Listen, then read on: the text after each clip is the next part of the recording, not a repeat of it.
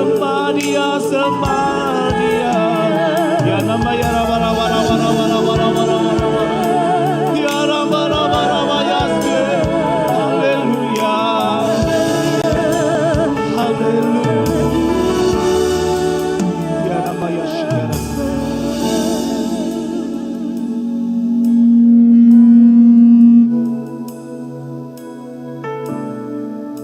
Segala puji syukur kami naikkan kepadamu Tuhan.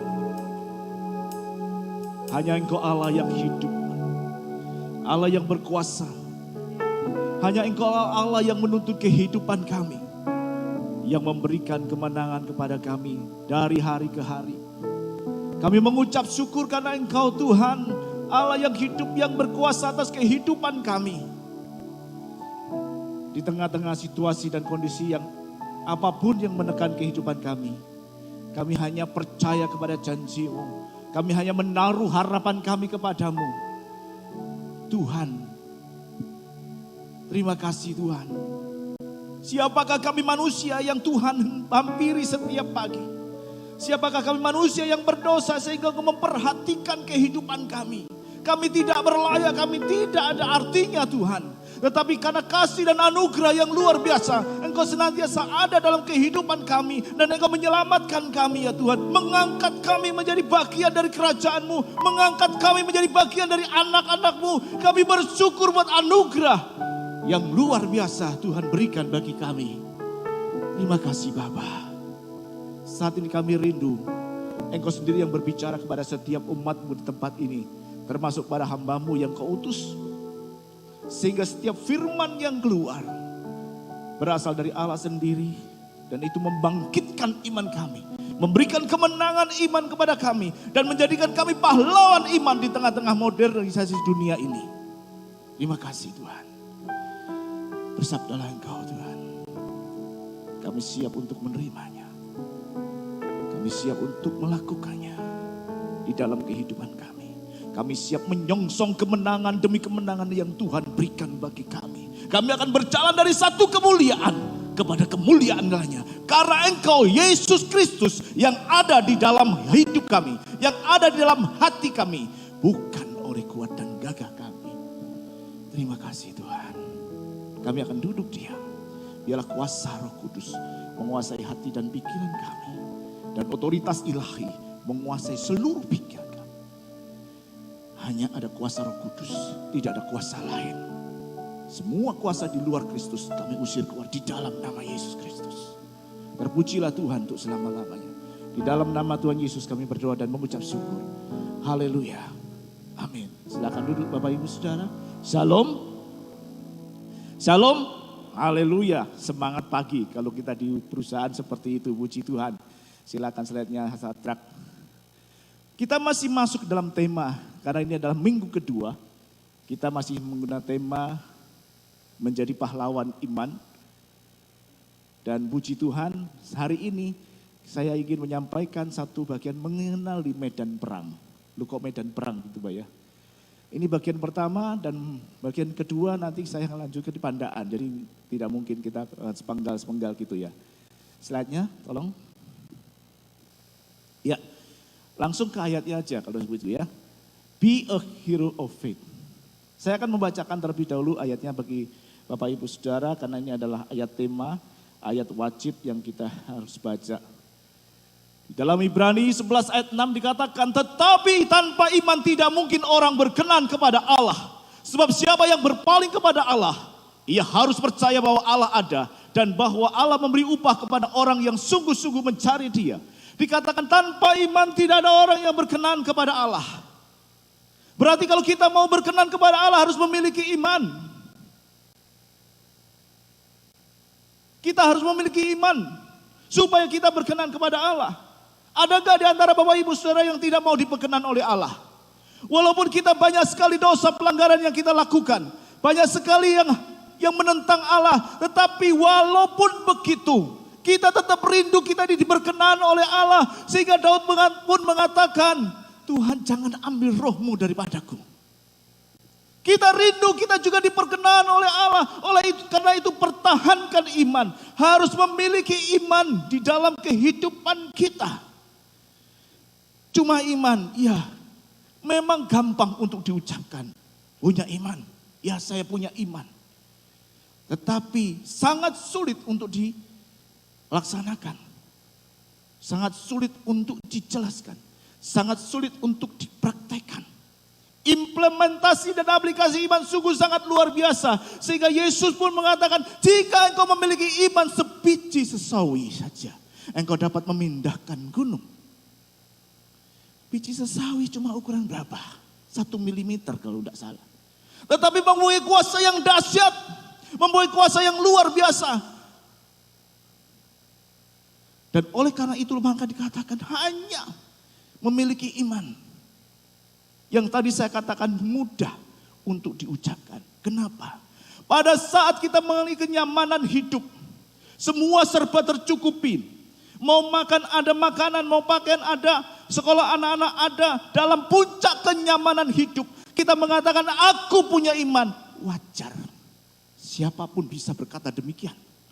Tetapi kalau itu berbalik, kita di titik nadir, kita di titik nol. Pada saat kita mau makan tidak ada makanan, pada saat kita membayar sekolah tidak ada uang untuk sekolah.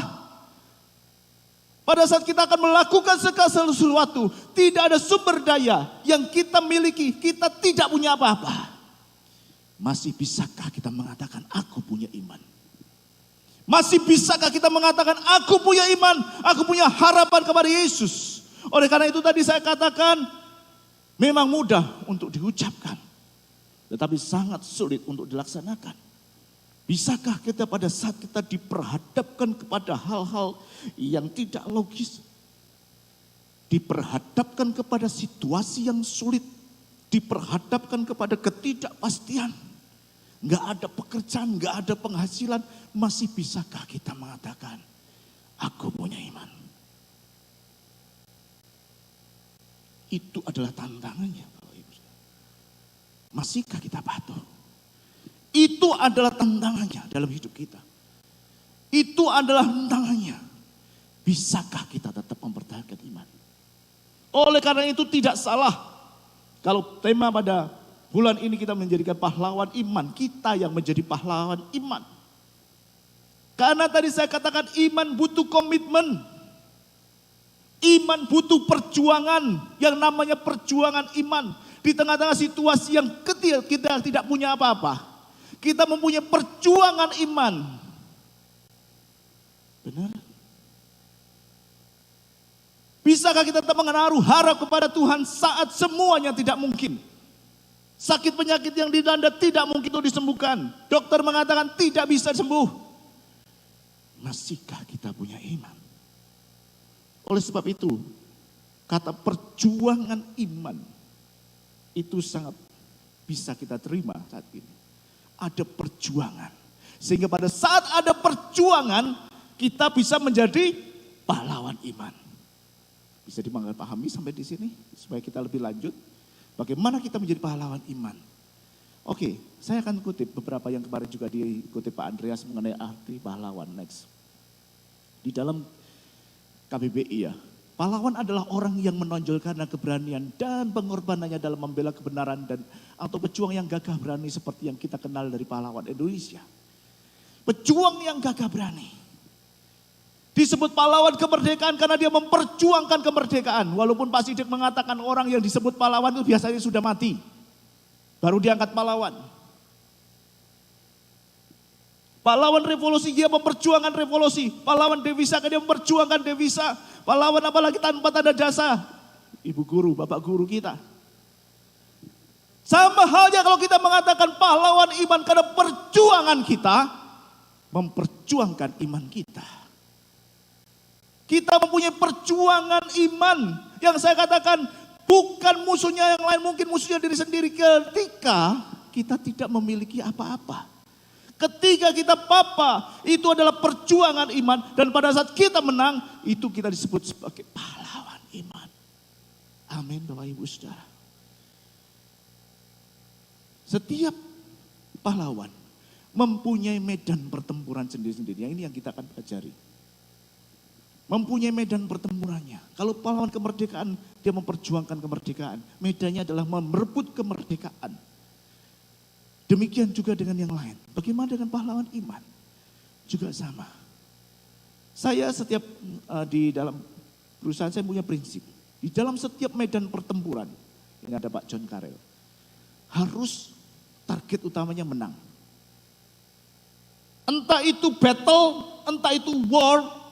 Battle itu pertempuran kecil-kecil, war itu pertempuran besar, harus menang.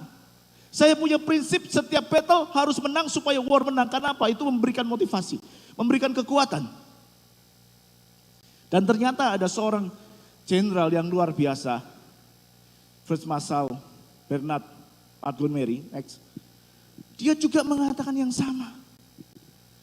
Tidak setiap prajurit harus tahu bahwa setiap pergi berperang, bagaimana pertempuran-pertempuran yang kecil yang dia lawan cocok dengan gambaran yang lebih besar, bagaimana keberhasilan pertempurannya akan mempengaruhi pertempuran secara keseluruhan. Ini pendapat manusia. Seorang jenderal perwira Angkatan Darat Britania Raya yang berhasil memimpin pasukan sekutu dalam perang pertempuran El Alamein pada perang dunia kedua. Apa implikasinya dengan kita? Kita sering kadang mengatakan, aduh, gak apa-apalah kecil, dosa kecil. Gak masalah tanpa perjuangan. Saat kita kalah di perjuangan yang kecil, bagaimana kita bisa mau dengan perjuangan yang besar? Saat kita kalah dengan hal-hal yang kecil, dengan kuasa-kuasa kegelapan, kuasa iblis, diri kita sendiri, egois kita, ya, keinginan mata, keinginan tubuh, keinginan daging, keangkuhan hidup, Allah gak ada orang tahu. Bagaimana kita bisa menang terhadap perkara-perkara yang besar? Oleh karena itu penting bagi kita untuk memahami situasi perang, medan perang yang akan kita lakukan. Karena segala sesuatu yang terjadi itu sudah terjadi di alam udara, di roh itu sudah terjadi peperangan. Saya lihat kita angkat Efesus 6 ayat 12 dan 10 ayat 13, 14. Ada peperangan di alam roh terlebih dahulu baru terjadi kemudian di dalam kehidupan nyata kita. Di sini dikatakan di dalam Daniel, dalam penglihatan Daniel di sungai Tigris, di tepi sungai Tigris. Dia bisa melihat ada pemimpin-pemimpin orang Persia, raja-raja Persia, dan yang berperang di situ adalah malaikat Tuhan yang bernama Mikael. Dia berperang. Dan kemudian datang kepada Daniel, dia mengatakan, aku mau memberitahukan kepadamu, kepada bangsa ini hari-hari terakhir, sebab penglihatan ini juga mengenai hari-hari itu. Dikasih tahu, dikasih penglihatan kepada Daniel apa yang akan terjadi, dan ketahuilah bahwa saat Mikael sudah menang di darat, di alam kenyataan, kita juga diberikan kemenangan. Oleh karena itu penting bagi kita untuk mempertahankan iman kepada Tuhan. Karena dalam Efesus dikatakan perjuangan kita bukanlah melawan darah dan daging, melainkan melawan penguasa-penguasa, roh-roh yang jahat yang ada di udara. Pengetahuan ini penting bagi kita kalau kita mau menjadi pahlawan. Dan kalau kita sudah mengetahui bahwa ini adalah saat perang, medan perangnya bagaimana? Medan perangnya apa yang harus kita lakukan? Yang pertama adalah medan peperangan yang dialami oleh Yosua. Saya mungkin tidak akan baca ayatnya supaya kita cepat ya. Kita tahu bahwa Yosua ini sudah menunjukkan kekuatan imannya sebelum dia memimpin bangsa Israel. Pada saat dia diutus oleh Musa untuk mengintai negeri yang dijanjikan, yang penuh dengan susu dan madunya. Ya, ada 12 mengintai. Dia termasuk di dalamnya. 10 orang mengintai itu mengatakan itu negeri yang susah, yang luar biasa, yang memakan penduduknya, yang tinggi-tinggi perawakannya, orang-orang raksasa, orang-orang enak adalah orang-orang raksasa yang paling tinggi. Dan kami seperti belalang, kecil, bisa dilahap. Tidak ada artinya apa-apa. Tidak bisa melawan negeri itu. Karena mereka melihat penduduknya yang suka memakan. Perawakannya tinggi besar. Orang-orang keturunan enak, keturunan raksasa. Ini adalah penglihatan 10 pengintai. Namun kita lihat next, penglihatan Yosua dan Kaleb. Di dalam Bilangan 14:6-8 dikatakan, tetapi Yosua bin Nun dan Kaleb bin Yefune yang termasuk orang-orang yang telah mengintai negeri itu mengoyakkan pakaiannya. Dan berkata kepada segenap umat Israel, negeri yang kami lalui untuk diintai itu adalah luar biasa baiknya. Jika Tuhan berkenan kepada kita, maka Ia akan membawa kita masuk ke negeri itu dan akan memberikannya kepada kita, suatu negeri yang berlimpah-limpah susu dan madunya. Apakah yang dilihat oleh 10 orang dan 2 orang ini berbeda? Apakah yang dilihat Kaleb dan Yosua dengan 10 pengintai lainnya berbeda? Saya yakin objeknya sama. Apa yang dilihat juga sama, tetapi kenapa mereka mempunyai alasan yang berbeda? Mereka mengatakan hal yang berbeda, bahkan Kaleb dan Yosua mengoyakkan pakaiannya. Enggak benar itu, kabar bohong itu, kabar busuk yang dikatakan tadi. Karena sudut pandang mereka berbeda. Sudut pandang mereka berbeda. Sudut pandang 10 pengintai dengan 2 orang ini berbeda. Sehingga kalau dia mengatakan, kalau Tuhan berkenan kepada kita, maka Ia akan membawa masuk ke negeri itu dan memberikannya kepada kita. Kalau Tuhan, jika Tuhan berkenan. Tadi dikatakan, tanpa iman tidak berkenan kepada Allah. Betul ya, di ayat yang pertama. Jadi untuk kita bisa menang terhadap setiap pertempuran, kita harus mempunyai perkenanan Tuhan. Jika Tuhan berkenan, maka semua masalahku akan teratasi. Kita melihat di sini Bapak Ibu Saudara, walaupun Yosua itu sudah menunjukkan kekuatan imannya, namun pada akhirnya setelah Musa memberikan penuh mandat kepada dia untuk memimpin bangsa Israel keluar untuk masuk ke tanah perjanjian, dikatakan di situ Yosua menjadi gemetar, Yosua menjadi sangat takut, ya. Sehingga 3 kali minimum, ada 4 kali next. Tuhan Allah mengatakan, kuatkan dan teguhkan hatimu. Di dalam Yosua 1 ayat 6, Yosua 1 ayat 7, Yosua 1 ayat 9. Kuatkan dan teguhkan hatimu. Takut, khawatir, melihat ke depan.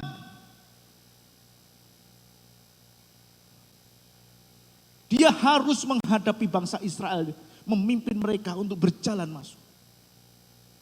Dia harus menghadapi setiap pertempuran untuk merebut tanah perjanjian, mulai dari Yeriko. Sehingga dia kadang-kadang kuasa, takut, khawatir. Bagaimana implikasinya? Pertempuran ala Yosua ini seringkali menjadi penghalang dalam kehidupan kita dan kita tidak mengetahui medannya. Kenapa? Ada masa padang gurun dalam hidup kita. Yaitu apa? Pada saat masa padang gurun ini adalah kemauan orang tua mereka yang gagal masuk ke tanah Kanaan. Berapa tahun? 40 tahun mereka berputar-putar di padang gurun. Kenapa? Mereka teguk-teguk, tidak berkenan kepada Allah, sehingga Allah tidak izinkan mereka masuk ke padang gurun, ke tanah perjanjian. Harus berputar-putar di padang gurun. 40 tahun. Dan itu diketahui oleh Yosua, generasi Yosua, bahwa orang tua mereka sudah gagal. Orang tua mereka tidak bisa masuk ke tanah perjanjian. Bukankah seringkali kita terbayang-bayangi dengan kegagalan orang tua kita? Secara jasmani orang tua kita tidak bisa memberikan segala keuangan yang kita butuhkan dengan cukup. Sehingga kita tahu kondisi sekarang ini, aku bukan orang yang kaya.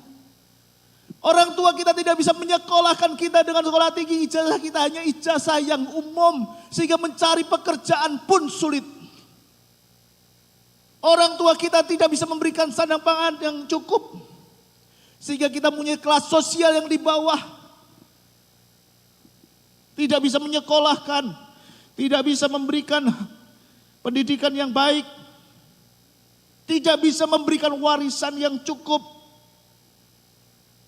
Sehingga kita menjadi pegawai rendahan sampai saat ini. Dari sisi jasmani, dari sisi rohani, orang tua saya bukan seorang rohaniawan. Orang tua saya pemabok, orang tua saya penjudi, orang tua saya bercerai. Tidak bisa memberikan teladan yang baik. sehingga kegagalan demi kegagalan orang tua menghantui kehidupan kita. Kegagalan-kegagalan orang tua itu masuk dalam hidup kita, menjadikan kita takut untuk melangkah. Dan kita mengatakan, saya tidak bisa apa-apa. Saya tidak berdaya. Stop. Kita harus putuskan sampai di sini. Jangan pikir orang tuamu mungkin seorang kuli bangunan, kita bisa menjadi kuli bangunan saja. Jangan pikir orang tuamu hanya sebagai orang, kita tidak bisa lebih daripada itu. Ini bukan hanya terjadi kepada anak-anak muda. Tetapi bagi setiap orang yang sudah dewasa pun begitu. Ya di bapakku hanya kuli bangunan, saya sekarang jadi kuli bangunan. Itu bayang-bayang masa lalu. Bayang-bayang padang gurun yang harus hilang. Lalu pertempuran tanah perjanjian. Yosua tahu pada saat dia melangkah ke tanah perjanjian itu bukan sembarangan langsung diambil, diberikan. Tetapi setiap tanah perjanjian yang harus dimiliki, yang menjadi milik pusaka mereka, harus direbut dengan perjuangan, harus direbut dengan pertempuran. Dan kita tahu, ada banyak mungkin keturunan orang-orang raksasa yang harus ditaklukkan. Mereka tahu medannya sangat berat. Mereka tahu medannya sangat berisiko. Mereka tahu bahwa dia kekuatannya gak seimbang. Makanya Yosua mengatakan, kalau Tuhan berkenan, saya bisa merebut semuanya itu. Kalau kau berpunya iman, kau bisa berkemenangan terhadap setiap permasalahan kehidupan kita. Apa yang menjadi masalah kita? COVID-19 yang berkepanjangan dengan dampak sosial yang luar biasa. Sekarang apa yang terjadi? Banyak perusahaan sudah mulai satu demi satu gugur. Pengangguran di mana-mana karena semua digitalisasi. Jadi sulit cari kerja bagi angkatan kerja baru. Menjadi sulit cari nafkah, tapi juga menimbulkan peluang yang luar biasa.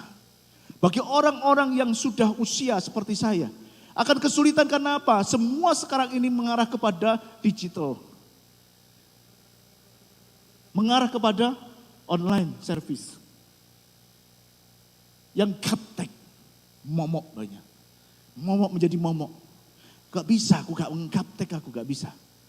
Mungkin anak-anak muda menjadi peluang, tetapi belum tentu juga mereka bisa. Siapa yang menguasai era digital ini, dia akan menang. Iklim ekonomi yang semakin terpuruk, kita bisa melihat kondisi ke depan seperti itu. Bagaimana saudara memandang seperti ini? Apalagi saya dengar kemarin adalah era virtual. Beli tanah virtual. Kayak main game aja ya. Ya. Beli tanah virtual pakai kamera ini yang ditutup di mata itu. Kenapa? Karena semua sudah online. Buka mallnya virtual, tinggal ambil ini seperti kita masuk di dalamnya.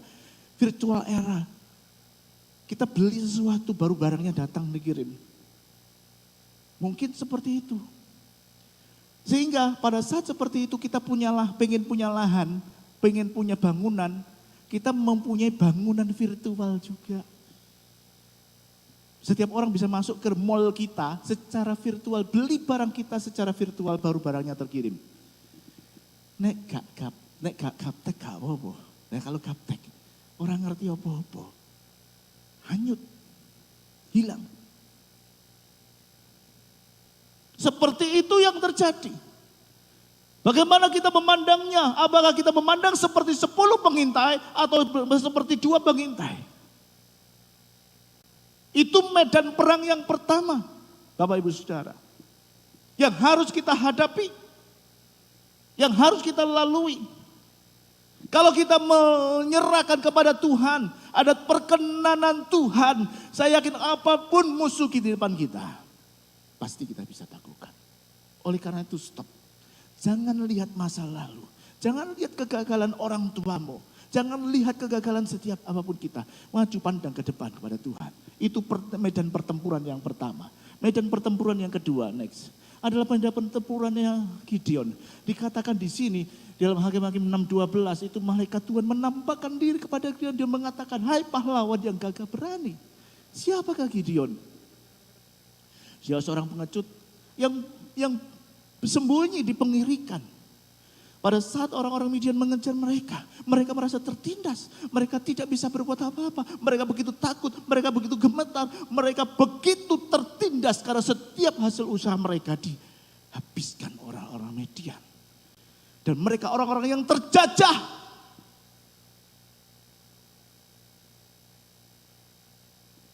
Bagaimana dengan kita? Di dalam kondisi dan situasi seperti ini. Bisakah menjadi pahlawan? Karena mereka orang-orang kecil. Tetapi syukur kepada Tuhan karena sudut pandang Allah berbeda dengan sudut pandang manusia. Cara pandang Allah berbeda. Siapakah yang menjadi pahlawan menurut Allah? Next. Yang menjadi pahlawan menurut Allah adalah orang yang disebut pahlawan menurut Tuhan adalah pribadi yang bersedia melaksanakan tugas yang Tuhan percayakan kepadanya meski ia memiliki kekurangan dan keterbatasan. Saya memiliki keterbatasan, saya memiliki kekurangan. Bapak Ibu Saudara yang merasa seperti itu bisa berpotensi menjadi pahlawan. Kalau kita mau melaksanakan setiap perintah Tuhan. Tuhan mengatakan masuk ke Kanaan, orang enak Pak, orang raksasa Pak. Jalan perangi mereka, aku sudah menyerahkan kepadamu. Masihkah kita ragu dengan hal itu? Masihkah meragukan Tuhan? Kalau kita masih meragukan Tuhan, kita tidak memiliki iman. Karena kita tahu bahwa setiap penindasan itu sangat membuat ketakutan. Ya, itu yang dialami oleh Gideon. Ada penindasan dan setiap jeripaya mereka diambil oleh orang-orang Midian. Mereka tertindas dan pada saat penindasan itu terjadi menimbulkan ketakutan. Mereka sangat terintimidasi dan sangat menderita dan itu kita bisa lihat di dalam Hakim-Hakim 6 ayat 1 sampai 5. Baca sendiri di rumah. Bukankah kita seringkali terintimidasi dengan keadaan kita, situasi kondisi yang ada di sekitar kita. Kita terintimidasi dengan perekonomian dunia sehingga kita ketakutan, aku gak iso popo, iso gak mencari nafkah. Di mana yang bisa menampung pekerjaan saya? Apakah saya bisa membuat pekerjaan baru? Dan pada saat intimidasi itu menimbulkan satu ketakutan dalam kehidupan kita. Itu sangat mempengaruhi seluruh hidup kita. Orang yang takut gak bisa berpikir. Orang yang takut gak punya iman. Kalau tidak punya iman tidak berkenan. Kalau tidak berkenan tidak bisa menang. Kalau tidak bisa menang tidak jadi pahlawan. Jelas. Oleh karena itu medan perang yang kedua di Gideon ini adalah supaya kita memahami. Jangan sampai terintimidasi dan menimbulkan satu ketakutan. Sehingga kita minta dikasihani. Merasa rendah diri. Apakah yang saat ini mengintimidasi Bapak Ibu Saudara? Apakah kemiskinan? Saya tidak punya uang Pak. Itu yang mengintimidasi? Apakah dengan minoritas di tengah-tengah masyarakat? Bahwa minoritas itu harus selalu dikalahkan. Ataukah strata sosial? Saudara Bapak Ibu sudah merasa strata sosial direndah. Sehingga tidak bisa bergaul dengan orang-orang tinggi. Sehingga pada saat kita berhubungan dengan orang-orang strata sosial lebih tinggi bongkoknya sampai ke tanah. Kalau itu yang mengintimidasi saat ini Bapak Ibu Saudara, stop. Kita berharga dan mulia. Kalau kita tidak berharga, ngapain Tuhan Yesus turun ke dunia merelakan nyawanya untuk menebus kita? Karena kita berharga, biji mata Tuhan sendiri. Jangan melihat kepada situasi dan kondisi yang terjadi dalam kehidupan kita. Itu peperangan yang harus kita lalui. Bangkit, timbulkan iman, dan jadilah pahlawan. Yang tiga, medan perang yang ketiga, supaya cepat. Adalah medan peperangan 4 orang kusta. Ini adalah yang terburuk di antara semuanya. Kenapa? Kita lihat 4 orang kusta. Pada waktu itu, Samaria dikepung oleh Raja Aram. Orang-orang Aram berkemah berkeliling. Saya tidak baca ya. Mereka kelaparan 7 hari dikepung, gak punya makanan, mereka kalah. Sudah terkepung dengan pasukan yang luar biasa. 4 orang kusta ini di mana? Di luar tembok. Kenapa? Karena dia kusta. Ditolak dari masyarakat. Tidak punya penghasilan. Tersingkir. Mereka mengatakan kalau ketemu orang najis, najis, najis. Kenapa najis? Karena borok mereka sangat menjijikan. Tahu kusta seperti bintil-bintil nanah seperti itu. Dan bisa menjadi besar, pada saat besar pecah seperti lubang menganga merah seperti itu menjijikan. Sehingga setiap orang kusta selalu menutupi seluruh bagian tubuhnya. Najis. Tidak ada yang mau menerima dia. Ini adalah keadaan yang terburuk. Mungkin dari antara kita tidak ada yang mengalami. Tetapi saya sampaikan mungkin yang ketiga, walaupun ada tahu saya medan perang yang lain. Tetapi medan perang yang terburuk ini adalah situasi dan kondisi di mana kita sangat tidak berdaya. Terkucilkan dari masyarakat. Ditambah sakit penyakit yang melanda. Sehingga orang memandang jijik. Memandang jijik. Apakah kita pernah di situasi seperti itu? Apakah kita pernah dalam situasi kondisi yang seperti itu, Bapak Ibu Saudara? Hopeless.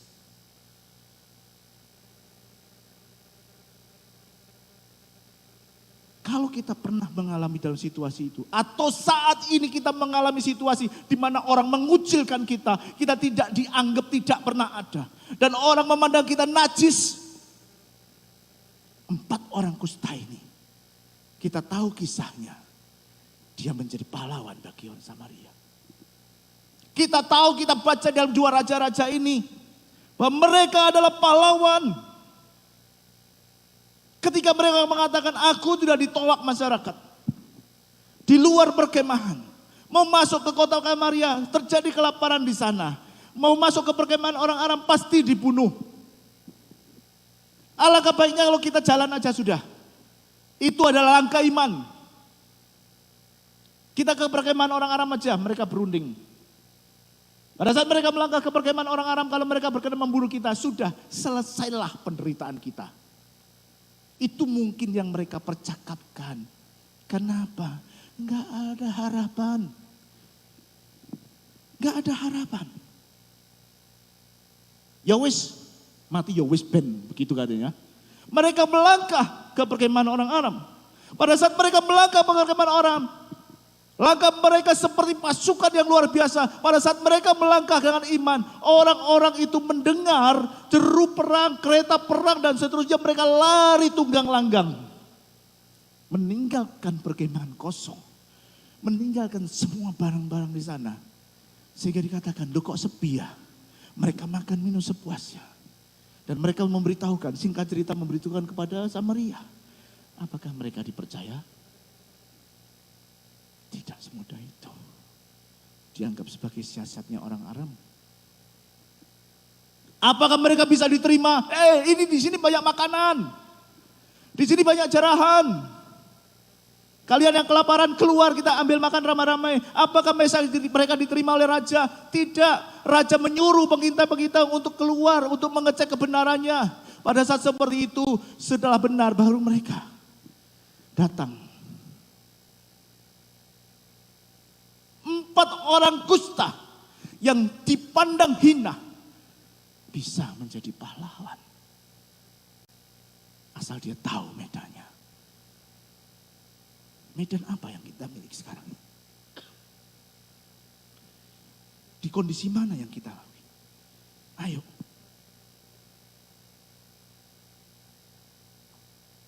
Kita pun bisa menjadi pahlawan. Oleh karena itu, bangkitkan jiwa pahlawan dalam kehidupan kita. Next. Dengan apa? Dengan iman, karena pahlawan itu iman. Kita akan kembali ke seperti itu. Ibrani 11 ayat kita itu, tanpa iman tidak mungkin orang berkenan kepada Allah. Jadi iman timbul dari pendengaran dan pendengaran akan firman Kristus. Saya di industri sudah cukup lama, 30 tahun. Dan saya tahu walaupun orang memiliki teknologi yang bagus sekali. Orang memiliki mesin-mesin yang luar biasa. Orang memiliki tenaga kerja yang sangat skill, yang sangat tinggi. Tetapi tanpa bahan baku, tanpa material pendukung, Bisakah ada output produk? Gak bisa. Gak bisa.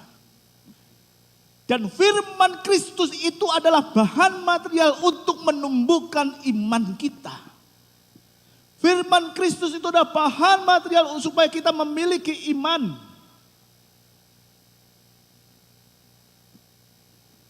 Jadi jangan sampai kita ketinggalan. Jangan jauhi pertemuan-pertemuan ibadah kita. Supaya timbul iman dalam kehidupan kita. Supaya kita memiliki iman dalam hidup kita. Itu adalah bahan bakunya. Bagaimana kita bisa mendapatkan? Ya cepat soalnya ayat waktunya jalan terus. Yosua juga mendapatkan itu dari mana? Di dalam Mazmur 1 ayat 2 caranya adalah tetapi orang yang kesukai Taurat Tuhan dan merenungkan Taurat itu siang dan malam. Yosua 1 ayat 8. Janganlah engkau lupa memperkatakan kitab Taurat ini merenungkan siang dan malam supaya engkau bertindak hati-hati sesuai dengan segala tertulis di dalamnya. Sebab dengan demikian perjalananmu akan berhasil dan engkau akan beruntung. Cara mendapatkan itu apa? Bahan bakunya. Harus merenungkan firman Tuhan.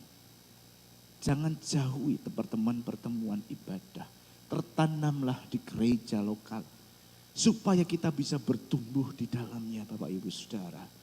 Itu adalah caranya. Merenungkan firman itu adalah proses untuk mendapatkan iman. Menumbuhkan iman. Pak, saya sudah terima Yesus. Dan saya yakin saya punya iman. Betul. Itu tidak salah. Pada saat kita terima Yesus ada iman dalam kehidupan kita. Itu tidak salah. Tetapi saya ingin sampaikan kepada Bapak Ibu Saudara bahwa iman yang kita miliki untuk bisa mengatasi semua medan perang bukan iman yang biasa-biasa saja. Walaupun kita mengatakan iman sebesar biji sesawi pun mempunyai dampak yang luar biasa. Tetapi kalau kita bisa bertahan, kita punya ketahanan yang luar biasa. Iman kita jangan sekedar biasa-biasa. Iman kita harus luar biasa supaya kita bisa mengalahkan dunia. Bukankah ada tertulis? Next. 1 Yohanes 5:4 sebab semua yang lahir dari Allah mengalahkan dunia dan inilah kemenangan yang mengalahkan dunia, iman kita. Iman yang mengalahkan dunia. Hanya oleh iman kita mengalahkan dunia dan hanya oleh firman kita menjadi pahlawan iman. Iman yang mengalahkan dunia bagaimana itu? Yang memberikan kemenangan harus lahir dari Allah. Tadi saya katakan saya terima Yesus lahir dari Allah. Persoalannya adalah seberapa banyak orang-orang Kristen yang menyadari bahwa dia lahir dari Allah. Seberapa banyak di antara kita yang memahami bahwa kita lahir dari Allah. Kebanyakan kita tidak menyadari bahwa kita lahir dari Allah sehingga kita sembarangan. Kita dilihat kepada situasi dan kondisi secara kenyataan. Di dalam dunia yang kita hadapi, situasi kondisi yang kita hadapi dalam penuh tekanan hidup. Sehingga dia lupa bahwa dia lahir dari Allah. Karena orang yang lahir dari Allah itu yang mengalahkan dunia. Katakan sebelahmu, aku lahir dari Allah. Haleluya. Saya tahu situasi dan kondisi yang menekan kehidupan kita. Itu seringkali yang menjadi fokus kita. Sehingga kita lupa bahwa kita ini sebenarnya lahir dari Allah. Kondisi situasi dunia mempengaruhi hidup kita. Ekonomi, sakit penyakit, kondisi yang tidak menentu. Itu yang membuat kita kehilangan kepercayaan diri kita sebagai orang-orang yang lahir dari Allah. Kondisi yang tidak menentu membuat kita lupa jati diri kita bahwa kita ini berasal dari Allah. Oleh sebab itu pagi hari ini saya sampaikan. Medan pertempuran yang harus kita hadapin. Ada Allah Yosua, ada Allah Gideon, ada Allah 4 orang kusta. Di sisi mana kita saat ini berdiri? Harus bangkit menjadi pahlawan. Harus menumbuhkan iman kita. Harus mendapatkan perkenanan Tuhan. Supaya kita berkemenangan. Karena tanpa Tuhan memang kita tidak ada artinya apa-apa Bapak Ibu Saudara. Tanpa Tuhan kita tidak ada artinya apa-apa. Hasilnya akan luar biasa. pada saat kita memiliki iman itu. Next. Saya cepat ya. Yosua ayat 1-3. Setiap tempat yang akan diinjak oleh telapak kakimu kuberikan kepada kamu seperti yang telah kujanjikan kepada Musa. Kalau kita mau memiliki iman. Mazmur 1-3 ada salah. Setiap pekerjaan, setiap apa yang kita upayakan selalu berhasil. Yosua juga diberikan Tuhan, apa yang diinjak kakimu menjadi milikmu. Itu artinya apa? Kita sudah merebut kemenangan di dalam iman kita dan kita layak untuk disebut sebagai pahlawan. Yosua yang terakhir ya Bapak Ibu Saudara, dalam memimpin bangsa Israel berapa ribu? 2 juta orang ya. Memimpin mereka masuk ke tanah tanah. Mereka harus berperang di bawah pimpinan Yosua. Sibuk enggak? Saya yakin sibuk, apalagi orang-orang Israel kayak seperti itu. Harus mengatur strategi perangnya, harus mengatur pasukannya, harus mengatur logistiknya, harus mengatur anak istri mereka. Sibuk enggak? Sibuk. Tetapi dikatakan di sini Yosua merenungkan firman siang dan malam. Kalau dikatakan enggak ada waktu, Pak. Yosua tidak ada waktu. Tetapi bisa melakukannya. Apakah kesibukan itu yang membuat kita jauh dari kebenaran firman? Susah. Harus nyebrang sungai Kanaan, Pak. Harus menyeberang masuk ke Kanaan, menyeberang sungai Yordan. Yosua bisa. Kita pun juga akan bisa. Karena tanpa iman, ayat mas kita, tidak ada orang berkenan kepada Allah. Tanpa iman tidak ada orang yang berkenan kepada Allah. Dan kalau tadi lihat, bisa menjadi pahlawan iman.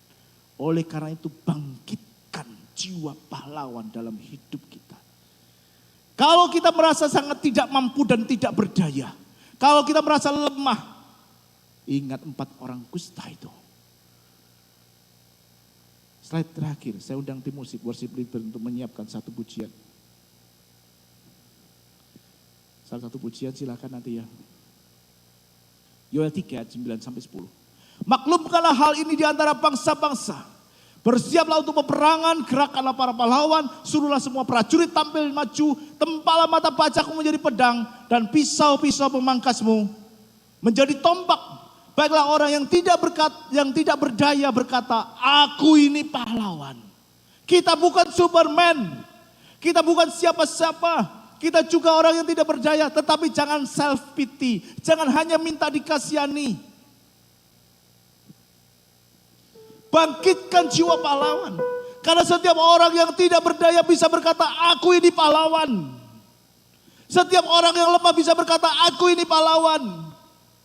Dan saya yakin Bapak Ibu Saudara juga bisa berkata, aku ini pahlawan. Saya jemput kita bangkit berdiri, Bapak Ibu Saudara.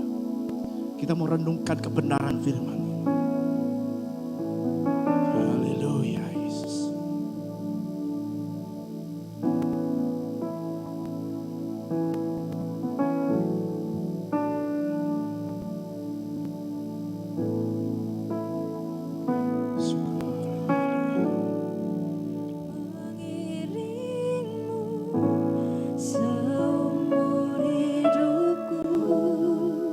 Masuk dalam